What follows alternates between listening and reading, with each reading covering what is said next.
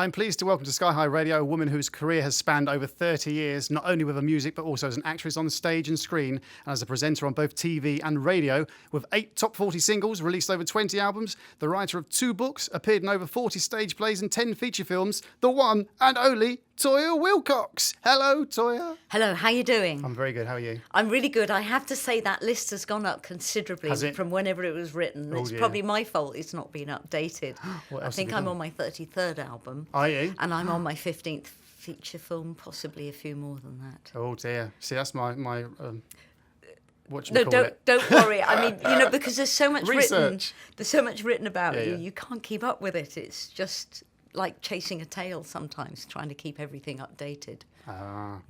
Okay, so the first lot of questions I'm going to ask you, I like to do in the style of the old Smash Hits magazine. Oh, lovely. Because I know that lady of the 80s, boy of the 80s, used to love Smash Hits. So these questions, first answer that comes into your head.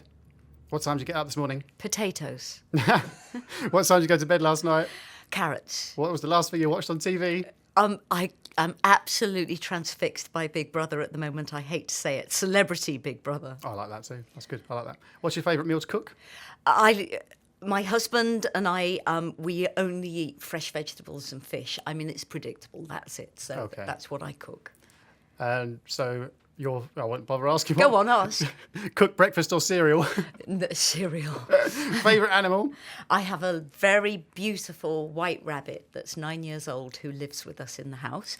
And its name is? Willie Fred. Willie Fred. After the drummer in my band, The Humans, who is William Frederick. Okay. Better known as Bill. But Willie Fred the rabbit is probably going to be joining people in heaven soon because he's 3 years older than he should be. Oh. And the only reason I laugh is because he just keeps going. He's the eternal rabbit. Newspaper or book? Both. Oh, Coronation Street or EastEnders? Neither. Rice or pasta? Well, we know the answer to that. Neither. Favourite film? Oh, God, you're going to have me here all day. That's a really difficult one because I love really great acting. And I like films that make me talk a lot the next day. So where do you want me to start? I'm a film buff. Okay. Yeah, it's all We'll take that as the answer. Yeah, there's too many. I just love film. Okay. Shower or bath? Bath. Morning person or night owl? Morning. And finally, on my radio show, we do a thing called the Great British Cake Scoff, where basically I eat cake. So do you have a favourite cake to scoff? I do have a favourite cake, but I'm sugar-free for life now. Right. But my favourite cake would be carrot cake with oodles of cream cheese and honey topping. But you're depriving your rabbit of the carrots. No, that rabbit's not deprived of anything. Fair enough. Lives like an emperor. He's like an emperor. Yes. I've seen a picture of him, actually. You put it on your blog just before Christmas, I think. Yes, he was holding him. Yeah. He gets more hits than I do. Okay, now some more serious questions. Your singing careers and your acting career seem to develop hand in hand, but what do you prefer? Well, it's a question that goes with your age, I suppose. When I was in my 20s, I could only sing. It's what I wanted to do and what I wanted to be established at. As I get older, singing for me isn't about showing off anymore, and it isn't about gleaning attention in that way when you're in your 20s. Singing is something I'm born to do, and it's much more of a kind of meditative experience. Okay. It's got to come out, whether I have an audience or not.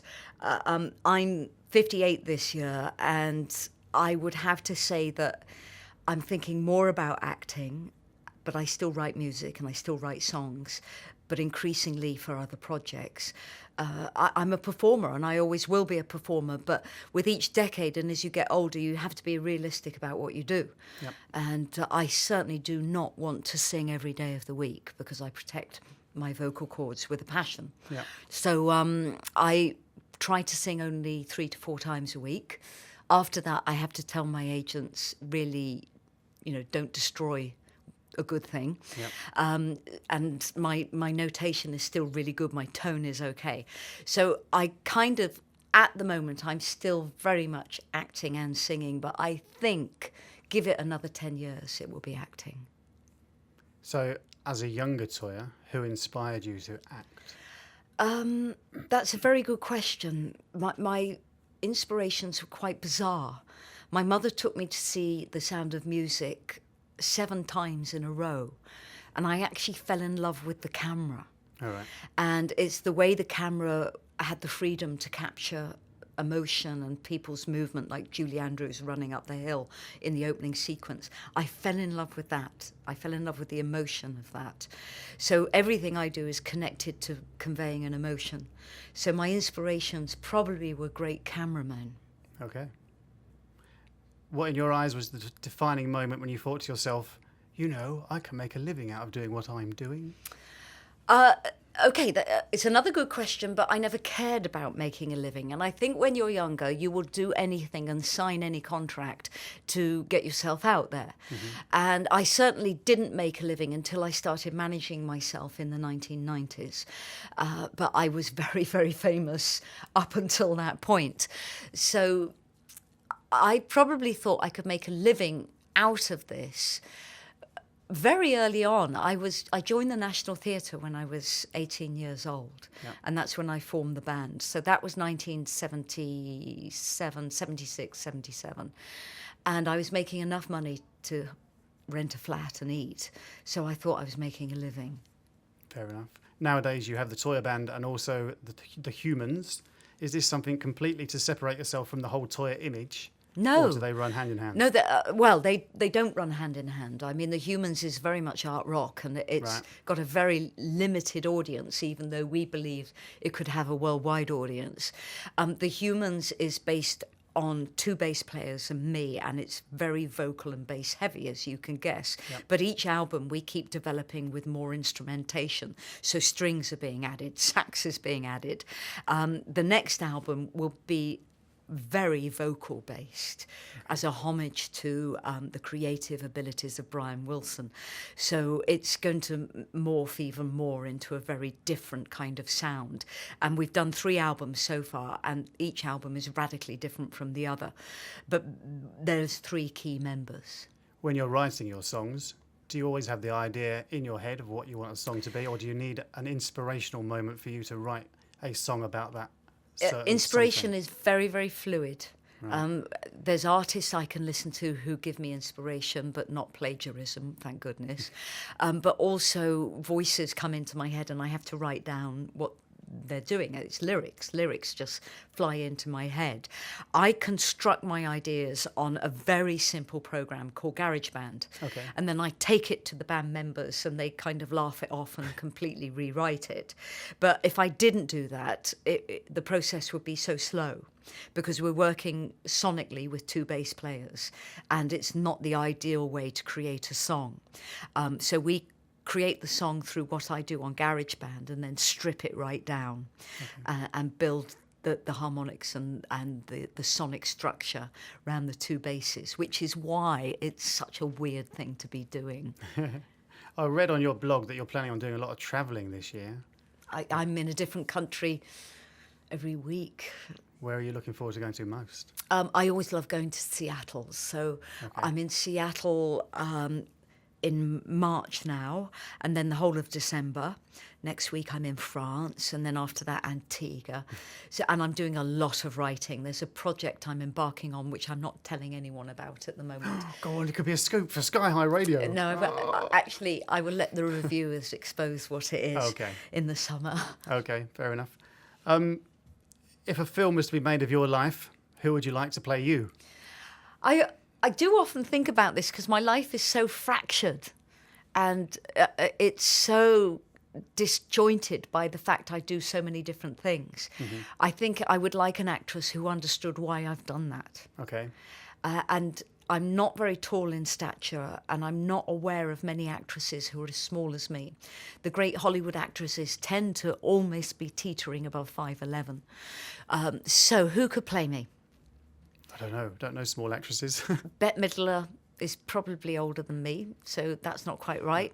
There's a wonderful actress called Amanda Root, but I don't know if she can sing. She's my same height. My favourite actress, Judi Dench, will just never get a chance to play me. Perhaps she could be the older me, looking back. No idea. Fair enough. Looking back, what advice would you give to a young Toyah Wilcox just starting out in the entertainment business? Oh, so much advice I'd give me is do your learning while you're young. because Okay. while you're young, it sticks. And I wasn't fortunate enough at school to be given instrument lessons, but I was given voice lessons, very good voice lessons. I studied opera and I also studied ballet. But if someone taught me keyboards and guitar back then, I'd be a very different artist today. Very good. What can't you leave your house without? My clothes. You're the second person who said that. I think Paul Daniel said the same. So there we go. Don't know what to think about that. Which 3 people would you invite around your house for dinner? Can they be alive or can they be dead? Whichever you like. David Bowie, Joan of Arc, and Alice Cooper. Why Joan of Arc? I've always thought of any woman that can give her life for a cause is a very special woman. Good point. Well put. Any plans for new CDs or tours in the near future? Yeah, we've got quite a lot going on. I'm in the studio with another co-writer, Simon Darlow, and our album is going to be launched in the PRS tent at Glastonbury this year. So we're finishing that. And the Humans start Humans 4. So it's a busy year. And I'm also writing another project for a venue in London in the summer. Oh, very good. And finally, if you could be anybody else, who would it be and why? Oh, my God. That's my deep question. It's a very difficult question because whoever I say, the critics will accuse me of trying to be, and I'm very happy being myself. I would just like not to be dyslexic at times and be able to get my ideas into the world in a simpler way than the long way around that dyslexics have to take. So I'm happy being me. I could never say I want to be someone else. I think that denies me my credibility. See, I think that's a good answer. It's a trick question, really, because I like people to say, I don't want to be anybody else. And you just said that, basically. Okay. So there we go. Anyway, I'd like to thank you very much for joining us on SkyHigh Radio. And I wish you all the best for your plans for 2016. Thank you, and the same to you. Thank you very much.